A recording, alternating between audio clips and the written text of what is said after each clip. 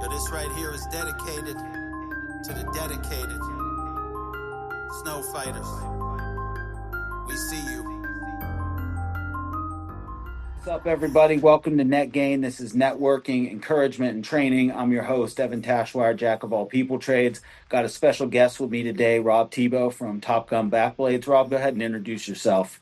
Thanks for having me, for the invite. It's cool to connect. We've connected at different places, lots online, but it's fun to do these things too. I'm from Vancouver, BC. I have a commercial industrial snow removal company there, and that led me into snow product. And I liked it so much, and it benefited and grew our company so much. We took the profits from that plow and bought the manufacturer with it. So that's my story to get to Top Gun. Okay, awesome. Yeah, we're definitely going to be talking about, Top Gun Backblades. As our overall topic today is about, equipment efficiency and everything. But first, I always want to open Net Gain with an encouragement.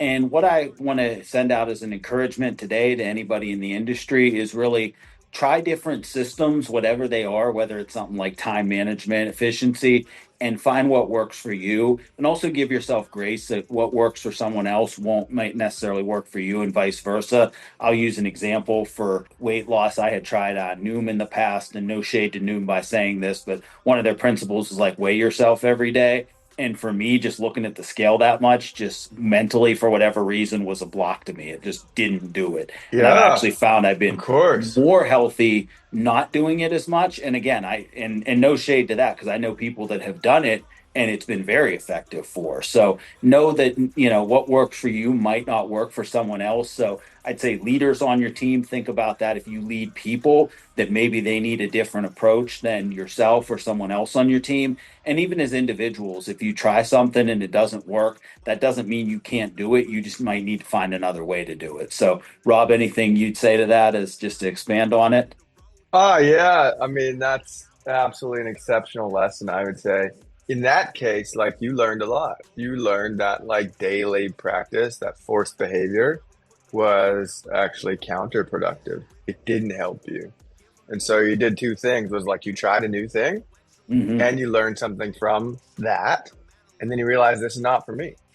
That's you're way further ahead. We have some high producing exceptional team players that are just high achievers. And the counterintuitive advice to them most is lower your standards because they get so overwhelmed wanting to get everything perfect the first time. They want to Hmm. learn everything right there, done. It's like, I don't know, humans don't really work like that. If it's too Hmm. intimidating, you're going to defer, hesitate, you're going to get overwhelmed easier. Just get into it and then see what you learn. And because you're naturally a high achiever, if you imagine like setting a bar, like instead of a 6 foot jump trying to get over like a high jump, what if you just set it at 1 foot? The odds of you actually just enjoying jumping at 1 foot is like zero. But if you're a high achiever, it's like, oh, no big deal. I can do that all day. And so then you will quickly get back to 6 feet and plus or whatever the standard is. But it's actually a principle I've found in my life and with other high achievers too. If you can lower that bar at first, it takes the scary, overwhelming, uncertain, large amount of pressure off. And you will rise to the top. It makes it easier to start. Yeah, I really like that. That's like we got two encouragements for the price of one. I love it. That's a great encouragement. It's like you said, lower that bar, kind of work at different intervals, and then as you jump it, slowly raise so that you instead of being overwhelmed by like everything you have to do, it's kind of like do what you can do. We actually, Steve Smythe and I talked about that last month when we did this Mm, of do what challenges you. We both, it's funny, we both use fitness examples, and I kind of used hmm I had heard an example of somebody saying like, they run 3 miles every day, and I was just getting back into running. And at that point, I wasn't even up to 3 miles consecutively yet, Nice. let alone every Sure. day, and I'm still not at every day. But what I did Yeah. say is I'm like, but is what I'm doing challenging and changing me? So I think the same thing, if you're not at that 1,000% level, like, is what you're doing challenging and changing. And I think you brought a good point up too about systems that fit you is if you try something and it doesn't work, like don't necessarily chalk it up to failure as much, chalk it up to experimentation and what do you learn from it. And I'm sure we could go a whole discussion on postmortems from snowstorms and, what you learn from those and, things that go on. But I think it's probably fair to say any of us in the industry that have done anything are probably very well taught by our failures. That sting, you don't forget it. If you Yeah. start walking back in that direction or someone tries to persuade you, you're like, no, I felt that once was enough. I'm not doing that again. You're welcome to go on your own. I'm not doing that. Average human, it's hard to learn when you're winning because you're like, I got this. I'm the man. No problem. Everything's great. Like we use all of our failures and misses as learning points and opportunities to get better and work together better and challenge ourselves. When we win, it's kind of like, we're awesome. Nothing matters. Let's keep going, just bigger and better. But the most learning happens, which is what we're pursuing, is how can we, learn the most to improve the community, our business, each team member. All three wins is what we're pursuing. But when you just win, you miss a lot of the journey, the value that's in there. And nobody wins at everything all the time. Culturally online, it's like, oh, I'm the best. I'm the win. Here's all my whatever. But like, it's not like that. Nothing goes that way. So we don't even pursue that. It's like, let's keep doing our best. Some days we're going to win. We're not that good. Some days we're going to get kicked in the teeth and get embarrassed. We're not that bad. Like really good, but we just focus on being in the middle part of the equation and owning that middle bit. So I say typically like the top 20% and the bottom 20%, we're not this good and we're not this bad, but we own the middle and we keep moving that along. I like that. I like that analogy of like owning the middle and not getting too inflated. What was the old quote? It's like, don't let the success go to your head. Don't let the failure go to your heart, kind of like you said, owning the middle. So as we kind of pivot here and start talking about equipment efficiency specifically, give the audience an overview of, what is Top Gun backblades and what is really the competitive advantage to backblades? It's an insane snowplow that goes in the back of your truck. Trucks are made for pulling, dump trailers, travel trailers, whatever. Trucks are made for loading gravel, brick block, whatever in the back. They're made for payload and they're made for pulling. This snowplow has insane down pressure, two pressure cylinders for pressure. The old guys used to lift their tires off the ground to change them. We have since dialed down the pressure. But basically, it's a 16 or 20-foot plow that's road legal in all North America, that is easier on your truck and does twice the volume. So for me, how that came about was in 2016, 2017, we had taken on a bunch more contracts, which based on the previous 5 years was no problem. And then we got the biggest winner in my lifetime, which was really bad timing to grow a whole bunch. Because we were going to do fine, business as usual. This was not it. So I advise nobody to ever do this. I worked 22 hours a day for a month straight. And I have a heli medic buddy who at day 30, I just checked and I was like, hey, I feel really good. Why do I feel so good for working so much? He's like, oh, you're about to die. Like when you're that fatigued, your cells collapse and you just die. I was like, you sure you can't just like paddle me back? Like if I fall over? He's like, no, like there's no saving you. I was like, okay. So I need a better tool. I need better things because this isn't normal. This is an outlier, an event, but I can't be in this realm ever again. So then I started looking all over the internet, as we all do. Back then it was like Plow Site and some really grainy YouTube stuff. But we found what looked like a gimmick, but turned out to be legit. It was terrifying. It's Short Iron Backblades was the company name at the time. We've since rebranded to Top Gun, but it seemed impossible. I had seen nothing in Western Canada. Nobody I'd talked to had ever run one. So we're across the continent because it's in Michigan and I'm in Vancouver. I'm right above Seattle, and it's in a different country. There's no dealer support. There's nobody even knows what this thing is. I need a better solution and I have to take the risk. Like the learning we just talked about is like a lot of guys locally, I asked, hey, what do you think about this? They're like, you're an idiot. This will never work. You don't know anything about snow removal if you think this is going to work. And it was like, okay, maybe you're right, but it's going to work or I'm going to learn. Either way, I'll be further ahead and I really hope that I'm right. So it turns out I was. The thing doesn't break. It's the strongest, simplest thing possible. So I've had them since 2017. We are in a low snow market here. So these, if you're in a low snow market, there's a bit of a secret. You can make a lot of money. People think, oh, I'm not in a big snow market. I can't make money. You can make a lot more money in a low snow market than you can in a big snow market in many cases. So this allowed me to basically double our production for plowing. So we could take on doubled the size for the de-icing, because the de-icing is where most companies make their profits. So the way to get to the profitable work is just have each plow truck that goes out do twice the snow. And we solved it. Very cool. And we solved it so well that we bought the manufacturer. That's incredible. That's really, I mean, I think it's funny we started with the encouragement we did because I feel it almost fits that story perfectly about, like you said, experimenting. Like I was at a point where I knew something needed to change. I researched, I found this, and I tested it. And I think a good job to you also not listening to the naysayers. Not that we shouldn't, I think we always should take feedback, but there also does have to be that point of like being willing to experiment and trust your gut and say, let me try this out. And if this does, rather than give in to the naysayers, if this does work and does gain the efficiency, I think it can be game changing. And in your case, the fact that you bought the manufacturer, it's been very game changing, obviously. It's been it's been a well received product for us. And now we're helping other guys kind of go there too. If you would like to do anything, be a high achiever, be not normal, if you'd like to be excellent at something, you can't fit in. None of the winners who are in first place, they're all abnormal. They all do things differently. Their goal isn't to fit in. Their goal is to be their best. And a lot of guys just don't, like the tall poppy syndrome, they don't want to be the one that's up ahead of everybody because you stand out, you look awkward, you get made fun of. But all the winners in business, in sports, in you name it, it's not a coincidence. They're not doing what the average dude is doing. If you want average results, do average. If you don't, once in a while you have to look stupid. And, if you try 10 things and one of them is right, the dividend will pay a lot more than the 10 you failed on. So it just takes a little bit of courage. Once in a while, guys make fun of you with the back blades, like, oh, you're at the gas station, your plow's on backwards, you don't know anything. It's like, yeah, all the way to the bank. I'm not worried about it. Like the thing paid for itself pretty rapidly. So you keep fitting in and doing what's normal. That's fine. I'm not, whatever suits you, but that's not what I'm after.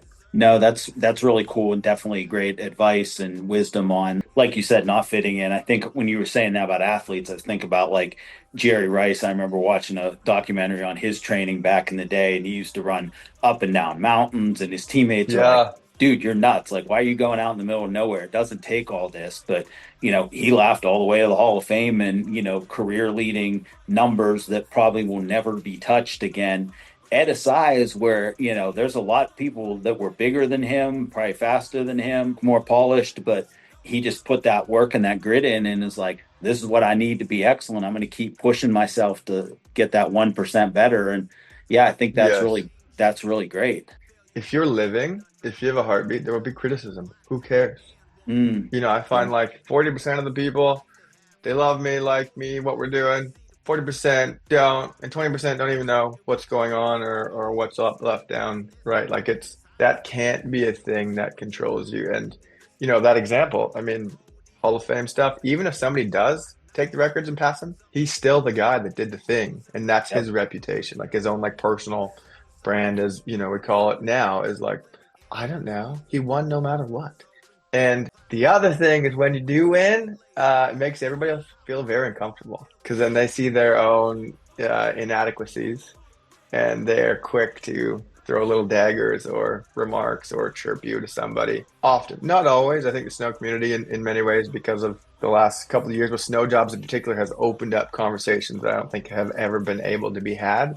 But there is definitely that thing when you're doing well, people aren't usually happy for you, which is weird. Some people are, your true friends and connections are, but a lot of people they feel like, damn, he passed me. And so it's easy just to throw cheap shots out there. But I'm not living for anybody's praise. I'm pursuing my goals and values, and sometimes win, sometimes we lose. So you can say whatever. And not you, but anybody can say whatever they want. Yeah. Not really my business.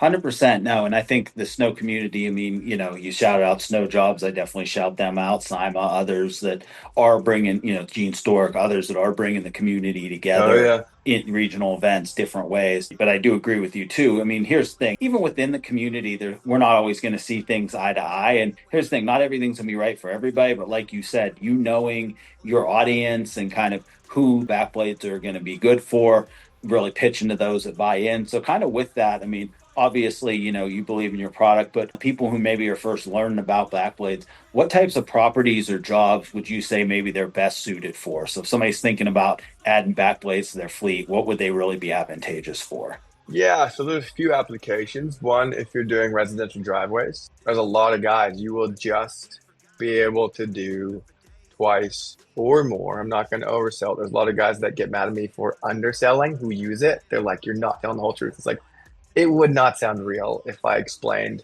how well some of these guys are doing. It's not believable, which is the fun of it. So I would say, you typically would be able to double up your route per truck. So if you had, one truck, that's the equivalent of 2 trucks production. If you have 2 trucks, all of a sudden you can be doing 4 trucks production. And with modern climate of the workforce, that's a thing. Instead of bringing on more people, more engines, more wheels, more training and liability, if you, in particular, owner operators, if you can just double up your production, it's a fraction of the cost of buying any other piece of equipment, truck, skid steer, loader. What's your risk? You got it wrong.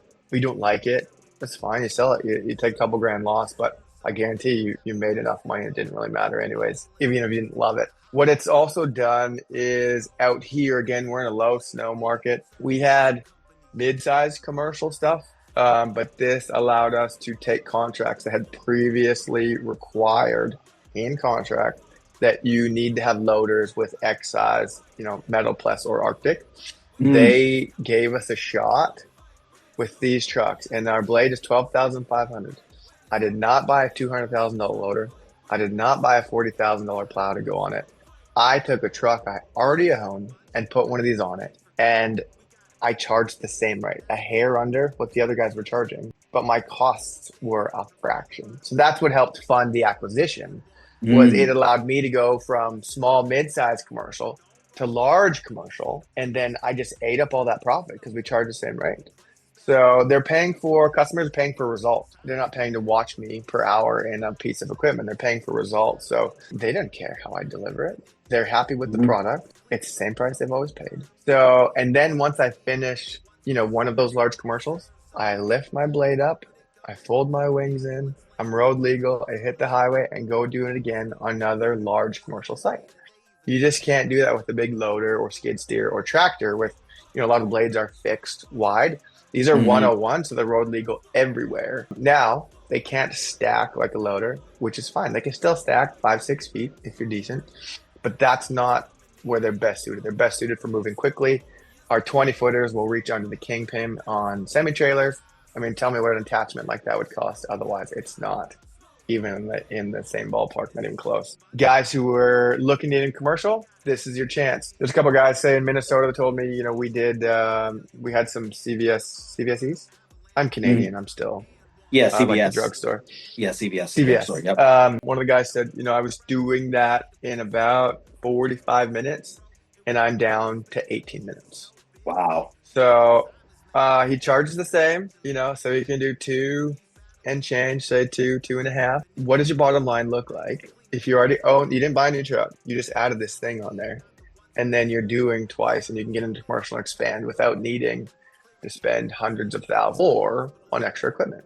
Like we were selling to fleets and the big companies, but my heart is I was in a bad position trying to get the snow thing off the ground in Vancouver, the snow removal company, which is snow cleared, by the way. That's the I like that. It was scary and overwhelming, and in many ways, launching a small business is basically impossible. And this thing allowed me to catch my breath and make some money and get ahead of our contracts and the work. It was like the first time I felt relief, and I want that so badly for the average small business owner to be able to feel a bit of that relief. If that means extra cash for expansion, or to be able to justify to yourself to take more time off because you have more wiggle room. If that means spending time with your kids, doing things with your hobbies, investing in education, to be able to give guys that back to me is way more important than selling iron. We're going to do fine. We're selling to big guys, but the average small business owner, 1 to 4 or 5 trucks, that's the guy I really hope buys this selfishly, just because for me, I know the value it's provided, and I want to help kind of share the good news about this project and what they can actually achieve without having to play with the big boys and the big boys' toys on that level. It will get them there without all the expense. That's really cool. And I can hear the heart in that because, I think about, I don't want to dovetail off mine, this topic, but even while I'm in the industry, the snow industry saved my career professionally. And, that's my heart to give Wow. back and help build. So I think same thing hearing that for you, that this was something that it wasn't just like, oh, this is a cool piece of equipment. Now I'm going to sell back blades to make more money. But it's like, no, this gave me time with my family. This gave me my health back when I could have been in a bad position that I could have wrecked myself. This gave me the ability to do more, to provide more for my team, for others. Now with, owning the manufacturing, that's more jobs, that you're also providing. So like all those kind of things I think are really important. But just to kind of recap, with properties that are best suited for you had said about residential driveways doubling the efficiency rates there. You mentioned about they can get under trailers. They can also, for people that are the maybe owner operator, or maybe have two or three trucks, just a few with the wings that fold out, you can actually get that same kind of coverage area of a Metal Plus or an Arctic, so you can bid contracts Yep. that are asking for that 26 footer, 30 footer. Forgive me if my numbers aren't exactly right, equipment's not my specialty, but you can get that That's wider cool. push 16 with, to 20 feet. Yep. yeah, you Yep. 16, 20. Okay, so I'm over here like making them real big now, but be able to get yourself in the game for contracts that you couldn't have bid before, which is really cool. And then I Yes. think another thing you mentioned too about the fact that they can fold in then and become street legal. Obviously a truck moves a whole lot faster than a loader, and there's not laws against trucks being on the road as compared to some states. You can't drive a loader on the road. I don't know every state's laws, but Yeah, there are exceptions, but across North America, they don't love you running big loaders down highways with four- yeah, 14, 16, 20-foot plows. This is not a thing. yeah, and exactly. And A if you couple have the things, big, if I can point out yeah, that yeah, go ahead. distinguish us is, average small business owner truck, like your fleet truck matters as a truck. So this hooks up, it mounts up into your frame. You keep your center receiver so you get toe step, and you have two extra 2-inch receivers, which is what our blade slips into, two pins, just like a trailer. Your truck bed is free. Your hitch is available if your plow's not on. We have a receiver for brine bars, so you can plug in your brine bar above the plow. So you're not compromising being able to treat property still. And liquids basically go twice as far as granular. So we've actually doubled our profits by running liquids, and it's because it pairs with our blades. It's a killer unit. Nice. Additionally, we test everything in house. It's no cleared. So we tested a skid steer mount because I was in a lurch one time and needed to see like, hey, is this possible to also run on this? And I asked Jason, the previous founder owner, hey, is this possible? He's like, well, you have a new blade. Your warranty's done, but like, do whatever you want. So I gave it a shot. Turns out skid steers work with these great, and 3-point tractors. So I don't know if your truck is totally usable all year, if you can also put it on your skid, if you can also put it on your 3-point tractor hitch, and you could still shoot de-icing material. To me, as a commercial snow removal company owner, it has solved a ton of problems. And again, we test them all in house, and now I'm so proud to share and help other guys reap these benefits. Yeah. No, it definitely So sounds it like is unique there's, that way. yeah, no, it sounds like there's tons of benefits from the efficiency side, from, like you said, being able to literally double your truck's efficiency, not having to upgrade to another piece of equipment as well. So I guess kind of, you talked about it already, but what kind of advice would you give to contractors when they're thinking about equipment to increase efficiency? What should contractors, especially you said your heart's for the owner operators, the guys coming up in the business, what should those owner operators or small business owners really be thinking about when it comes to equipment efficiency? Yeah, I mean, a couple things. If something has served you well, don't just abandon it for no reason.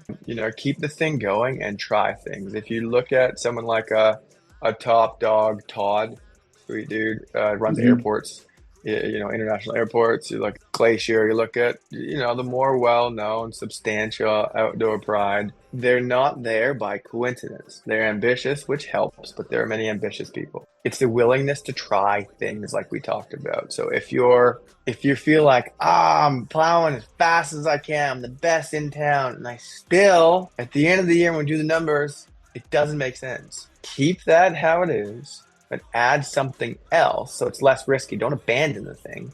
But you have to try things because that's how those guys got it. That's the secret sauce. They looked stupid plenty. You probably don't know all the stories, but if you were having a beer, a fireplace, they would gladly tell you all the things they got wrong and felt dumb about. But that's the cost of growing and developing is once in a while you get it wrong and it's just awkward and terrible, and that's okay. That means you're on the right path. Now, if you do that forever and you're always doing the wrong, terrible thing, you should reassess how you make decisions. But that's the difference between, Todd was a one truck show. That was it. He could have stayed there. A lot of guys stay there and then they justify why they're there. And that's fine if you would like to be there and stay there. But if you would like to grow and adapt, you have to try things. Obviously, I'm biased. Try the Top Gun. If it doesn't work, tell me about it. If it does work and you like it, help me make it better. It can only do so many things, but I want to collab. I love collaboration with high-level players. Tell me what you think we could adjust or change. If we've already thought about it and canned the idea, I'll gladly discuss that. But if you have something we haven't thought about yet, or a twist, an innovation, or whatever, we would love to try that and help make this thing the best that it possibly can be, because we all benefit from it. And particularly because, a lot of the guys aren't in my town, it's easier for me to collaborate and share things. If it was everybody in town, there would be, a bit of a competitive pressure, but we're all spread out now. And so I would say average small business guy, don't abandon the thing you're doing. Try something new that you think could take you to the next level. And by the way, it will be terrifying. It will feel expensive. It will feel like a whole bunch of question marks, the whole path forward. And you can read all the spreadsheets you want. It doesn't help you. When you're out there running new equipment, it's uncomfortable. But once you settle in after a few hours, if you figure out it's the right move for you, you're going to look back in a couple of years and be like, what was I waiting for? We had a fella tell me that. We ran the numbers on everything. And I said, so basically, our blade is 12.5. And you average a truck, you say, in your area, about $25K a year per unit skid steer, the way you break it out. That's kind of what your sales are. Okay, so how much would this increase your production? And he has one. He's looking at a second one. Well, he's like, it doubles my truck. I was like, okay, so let's do the math. You spend 12.5 on a separate truck now to put it on, and you're going to charge 5 years times 25K is an extra 125. So tell me how the math looks. You don't spend 12.5 and you forego an extra 125 per truck. How does that feel? Like, well, that's not great. Okay, cool. That's good. If it works, it works. If it doesn't, it doesn't. But so far, unless you're in like a 10-foot snow market, which, there's specialty equipment, blowers would probably be better for you. Particularly if you're in a low to average snow market, this will change the game for you. Awesome. So yeah, great stuff to think about. Definitely. I like your principle of it's almost a, scientific method that elementary school taught is like, do what you're doing, but take one variable and change it. Let's just try one back blade in one site and see, or on one truck and see how that route compares. Because then you also have the comparison too. You can actually compare what you changed to what you've done. And if the change is significantly better, which your results have been showing, then okay, like we don't have to make the change across the board. We can test the change. And if the change works. So I like that point. And I also like the point you made about feedback. I think that's one thing Snow Jobs has been really good for, is having the panel discussions, and also Storm Equipment talking about feedback to the OEMs about, the equipment, what they'd like to see. I think those feedback and those relationships between, Metal Plus and Douglas and Arctic, all the different manufacturers, Cage, are going to be important. Because yourself, because it's going to be that you don't know how it works until you put it out there. So hearing different stories from different sites, different climates, different markets is all going to help make you better, and then ultimately make them better as a contractor. So yeah, this has been super good discussion. Rob Thibault from Top Gun Backblades. Rob, any kind of closing thoughts with the audience? And then once we get through, I'll shut the record off and we'll go to networking. Anthony, I think, still on here. And if anybody else popped in, we'll definitely be chatting it up. I would just say be gracious with yourself. You're working hard, you're doing your best. It's easy to get lost in social media and what the big guy Mm, in town or someone somewhere else is doing. That's not for you. Don't worry about that. If you commit to a very manageable goal, like 1% a day, with everything I touch, how can I make it just a little bit better? Every person I interact with, how can I be a little more supportive, a little clearer, a little more encouraging for us all to do better? When you look back in the 90 days, in a year, and 10 years, you're going to be proud of what you built. Nobody did it overnight. And if they did, they're lying to you. It doesn't work that way. So those small wins, they stack up fast. There's no such thing as an overnight success. You can only eat an elephant one bite at a time. You can try and eat an elephant in one bite. It's just not going to go well. Like, enjoy the journey. The last thing I'll say about this is the founder of Nike, Phil Knight. I don't know if you've read that book, Shoe Dog. This was super encouraging for me because I spend a lot of time in the truck. So I'm either on the phone or listening to a book or something. So he said, for the first 10 years, I had no money for payroll. For the first 10 years, I had no money for inventory. It was terrifying every month. And now that I've basically conquered the world, hit every market, owned every market, become the biggest and the best at everything, I just sold my company for a gazillion untold dollars. I can do whatever I want.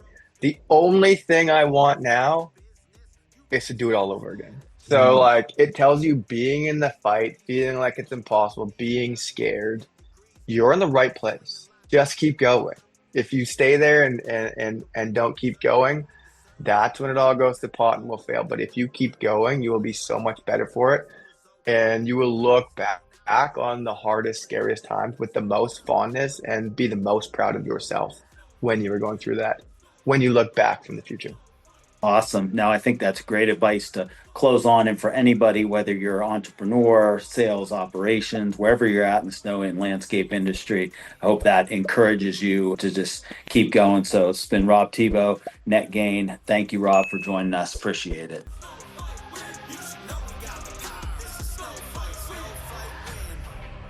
They call you unsung hero.